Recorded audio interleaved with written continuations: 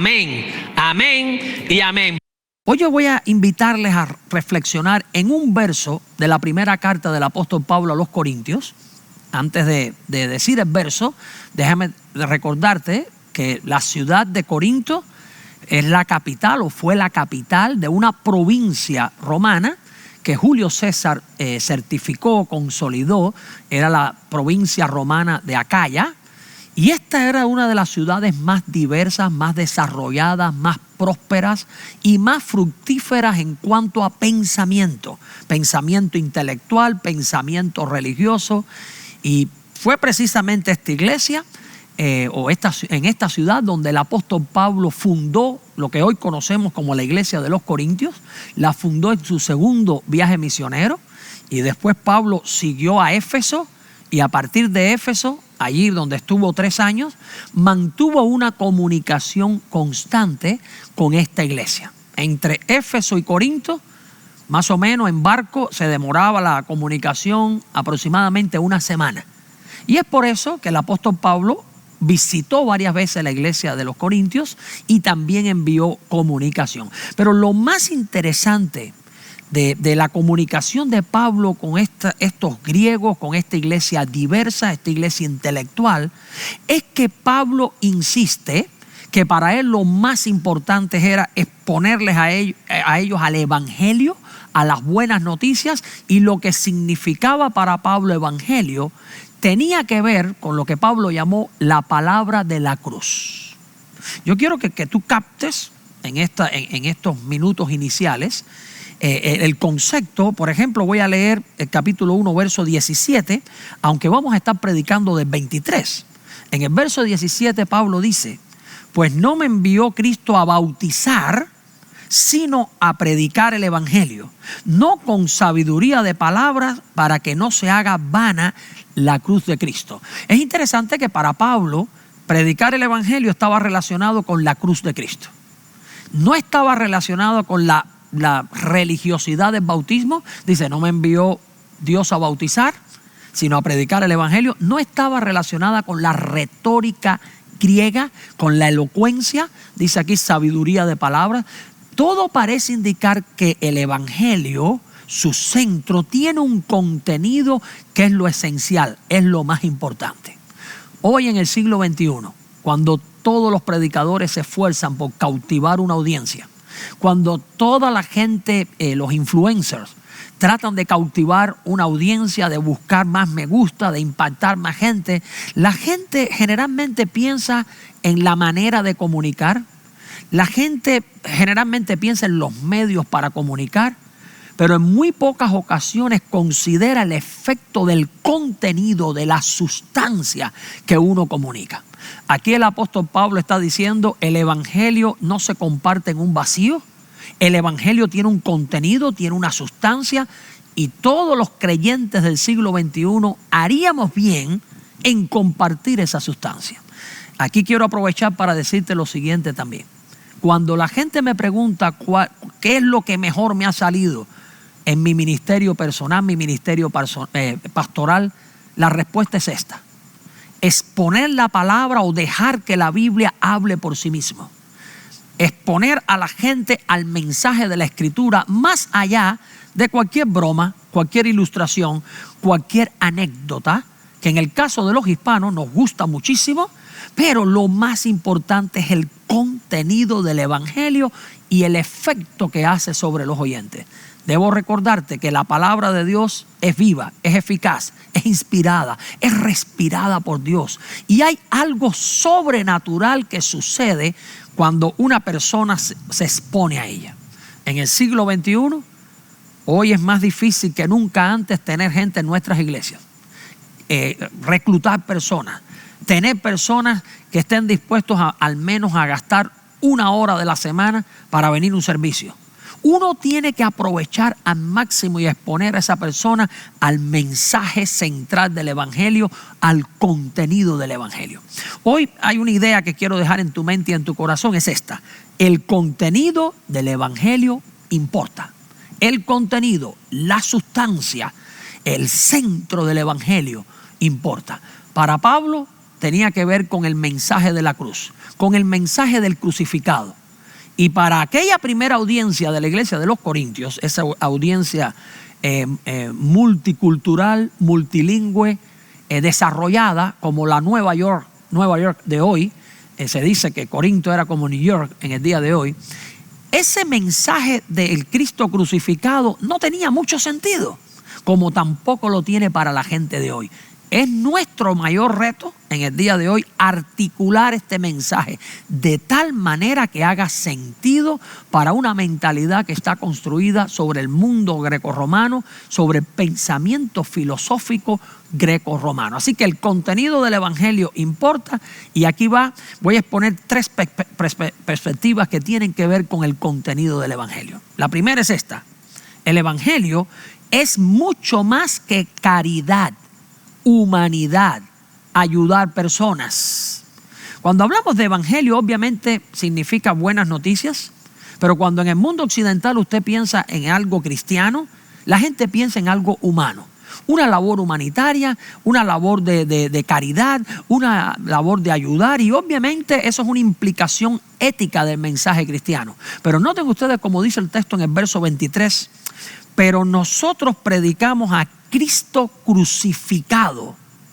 Para los judíos ciertamente tropezadero y para los gentiles locura. Voy a concentrarme en la expresión Cristo crucificado. Cuando hablamos de Cristo crucificado estamos hablando de un contenido en primer lugar histórico. Jesucristo fue crucificado y eso es un hecho histórico. Fue algo tan real, tan histórico que nosotros estamos en el 2021 después de Cristo. Dividió la historia ese evento. Hoy nosotros tenemos que pensar que Dios irrumpió en la historia, dividió la historia, hizo el mundo diferente. Si Cristo no hubiera irrumpido, si Dios no hubiera irrumpido en Cristo, nuestra historia sería totalmente diferente. Nuestra manera de vivir, de pensar, sería totalmente diferente. El contenido del evangelio importa, hay un hecho histórico. Al mismo tiempo, ese hecho histórico tiene una interpretación teológica. Es un hecho teológico que Cristo murió por nuestros pecados. Hoy en día hay que explicar a la gente, hay que buscar las palabras adecuadas para decir a la gente que nosotros en lo moral estamos con deficiencia. Nosotros en lo moral estamos caídos. Nosotros nos desarrollamos en la vida como seres rotos en lo emocional, rotos en lo espiritual, carentes en lo ético. La Biblia lo recoge de esta manera: ¿quién es el hombre que siempre haga lo bueno y nunca peque? Por cuanto todos pecaron, están destituidos o fuera de la gloria de Dios. No hay justo ni aún uno. Y todos los seres humanos sabemos que fallamos, que hemos fallado, que fallamos y que fallaremos. Pero el evento de la cruz, el significado teológico es que Dios mismo envió a su propio Hijo para cargar sobre él lo que nosotros teníamos que pagar. Hay un significado teológico, hay un contenido en las buenas noticias del evangelio. Ocurrió un evento histórico que cambió la historia y nos asegura a nosotros el futuro. Ese evento histórico tiene un significado teológico, fue por nuestros pecados. Y ese evento histórico con significado teológico tiene una connotación o un resultado o consecuencias éticas. Cuando usted y yo abrimos con fe el corazón y permitimos que venga Dios a nuestras vidas, venga el Espíritu a nosotros, hay una transformación de vida extraordinaria que tiene una connotación ética en la manera en que nos proyectamos. No nos transformamos nosotros a nosotros mismos. Hay un cambio, hay una regeneración, una nueva vida surge. Ese es el contenido del evangelio. Ese es el contenido de la cruz de Cristo. Hoy en día, en el siglo XXI, más allá de la caridad, más allá de la ayuda, más allá de las palabras de autoayuda, tenemos que hablar que hay una realidad. Dios se hizo hombre, Jesucristo murió por nosotros, Jesucristo resucitó. El fenómeno del domingo cristiano existe por la muerte y resurrección de Cristo. Jesucristo vive, es una realidad, su Espíritu todavía nos renueva, nos regenera, nos transforma. Así que el contenido del evangelio importa en primer lugar pensando que es mucho más que caridad. En segundo lugar, el contenido del evangelio importa porque es mucho más que religiosidad. Ya cité el verso 17, donde Pablo dijo, no me envió Dios a bautizar.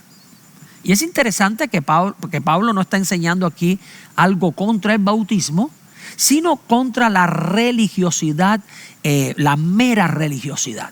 El bautismo era el último ritual que tenían los hebreos, los judíos, para aceptar un nuevo prosélito. Y aquí en el texto, cuando usted analiza la parte B, voy a leer nuevamente el texto, en el verso 23 dice, pero nosotros predicamos a Cristo crucificado, para los judíos ciertamente tropezadero. Pablo comenzó la iglesia de los Corintios en una sinagoga, hablándole a judíos. Después, cuando fue rechazado, comenzó a hablarle a los griegos. De tal manera que estableció como una casa culto, dice, en un hogar cercano a la sinagoga. De esa manera, la iglesia estaba formada por judíos y también por griegos. Nuevamente, Corinto era como New York hoy. Tenía judíos, tenía griegos, tenía orientales, era algo muy diverso. Pero cuando aquí habla Pablo a los judíos, dice que el mensaje del evangelio es tropezadero a ellos. La palabra que se usa es la palabra que en español sería escándalo, de donde viene es escandalizo, donde viene escándalo para nosotros. Para los judíos era un escándalo. Ellos se concentraban en la religiosidad que implica ceremonia, que implica guardar leyes, guardar rituales. Pablo decía, el evangelio es más que alimentar la religiosidad de la gente. Es más que alimentar una supuesta manera de las personas para relacionarse con Dios. No hay tal cosa como una manera humana de relacionarse con Dios. Dios es el que ha establecido una manera, Él lo ha hecho para relacionarse con nosotros. La única manera es por fe, es confiar en lo que Dios ha hecho, en lo que Dios ha hecho en Cristo. Así que para los judíos dice que era como una piedra de tropiezo. Se usa un vocabulario del profeta Isaías, donde se dice que el Mesías iba a representar como una piedra de tropiezo para el pueblo judío. Para algunos, que llama Isaías el remanente, ese Mesías iba a representar una piedra de refugio o santuario. Pero para otra gente que estaba concentrado más en religión, alimentar religiosidad a través de ceremonias, Jesús iba a representar una piedra de tropiezo, un obstáculo. Y es interesante que el Nuevo Testamento dice que esa piedra, cabeza de ángulo, desechada por los edificadores, ha venido a ser el centro de la verdad para los seres humanos. El evangelio no tiene que ver con religiosidad, con ceremonia. Tiene que ver con una esencia salvífica, con una sabiduría que viene del corazón de Dios. Una de las cosas que más me molesta a mí como pastor en el diario es entender mi ministerio como correr servicios internamente. Dios no nos ha llamado a nosotros los creyentes a correr servicios para alimentar la religión de la gente. Dios nos ha llamado a nosotros a conocerle profundamente, a vivir la conexión con Él con toda pasión, de tal manera que podamos impactar a los demás, de tal manera que podamos ser partícipes de esa misión de Dios de bendecir a todas las familias de la tierra. Cristo dijo, yo he venido para que tengan vida y para que la tengan en abundancia. La vida cristiana tenemos que vivirla con pasión, tenemos que vivirla con toda intensidad, porque el contenido del evangelio importa. El contenido no es religiosidad, el contenido es salvífico, es ampliar horizontes, es abrir puertas. Así que primeramente es mucho más que caridad, en segundo lugar es mucho más que religiosidad. En tercer lugar, el evangelio es mucho más que intelectualidad. En el verso 17, que hemos usado paralelo al verso número 23, dice Pablo que él no predicó el evangelio a la gente en Corinto con excelencia de sabiduría humana. Si usted lee los versos previos, dice que en Corinto habían surgido facciones. Y las facciones o partidismo venían porque en el mundo griego había competencia en la retórica, en los debates públicos. Y la mente griega le daba un valor tremendo a la manera de comunicar. Si la manera de comunicar era efectiva, era elocuente, entonces levantaba un número de seguidores esa persona.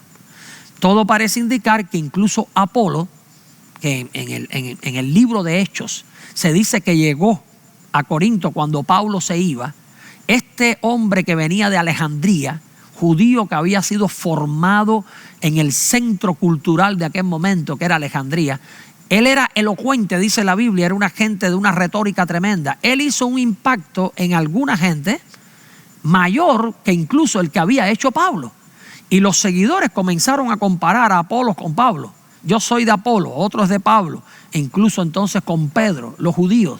Esa es una cosa interesante, que Pablo se para frente a esta proyección de intelectualismo y dice: a mí el Señor no me envió a predicar con una elocuencia de palabras. Ese no es el contenido, esa es una manera superficial. Hay algo mucho más profundo. No sé si tú estás relacionado con la religiosidad griega, pero la mente de los griegos pensaba así. Ellos buscaban la sabiduría, y la sabiduría tenía que ver con entender cómo funcionaba el cosmos.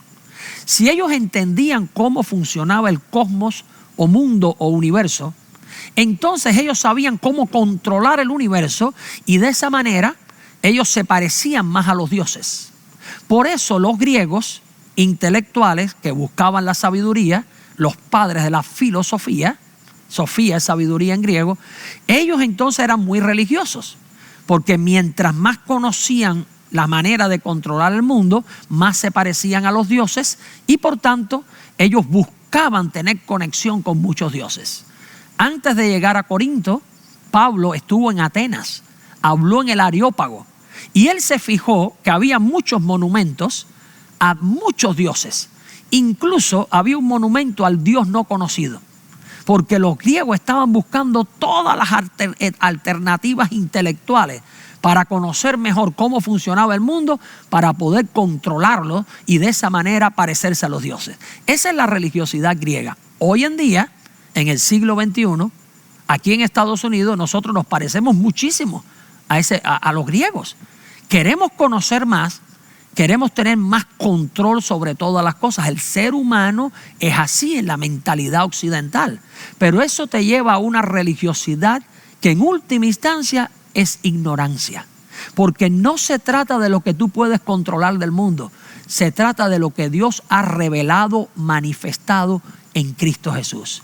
El evangelio es mucho más que intelectualidad, es mucho más que conocimiento meramente humano. Es conocer algo que Dios ha revelado, es confiar en una verdad que Dios ha transmitido y que puede parecer algo absurdo a la mentalidad occidental greco-romana. Por eso el texto termina diciendo: y para los gentiles, locura.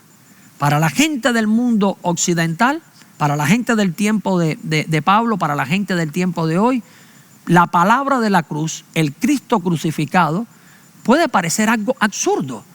¿Cómo alguien que murió en una cruz puede ser fuente de poder, de transformación y de seguridad? Pero ahí está la gran paradoja del mensaje cristiano.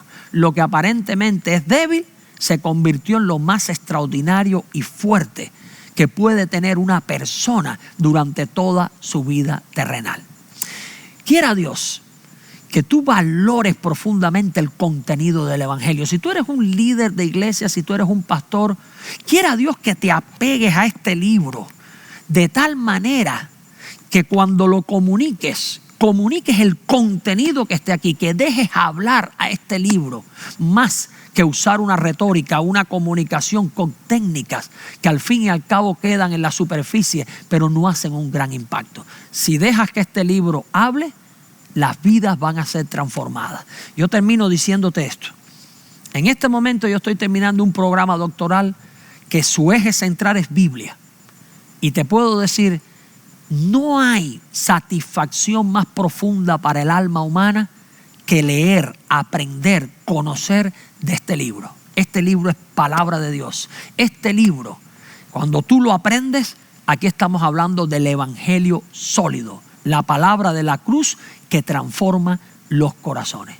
Quiere el Señor que valores profundamente el contenido del Evangelio y que puedas expresarlo, que puedas compartirlo en tu vida diaria, en tu vida privada, en tu vida pública. Es nuestro mayor deseo, el de First Baptist Orlando en español y el mío en particular, que Dios te bendiga ricamente.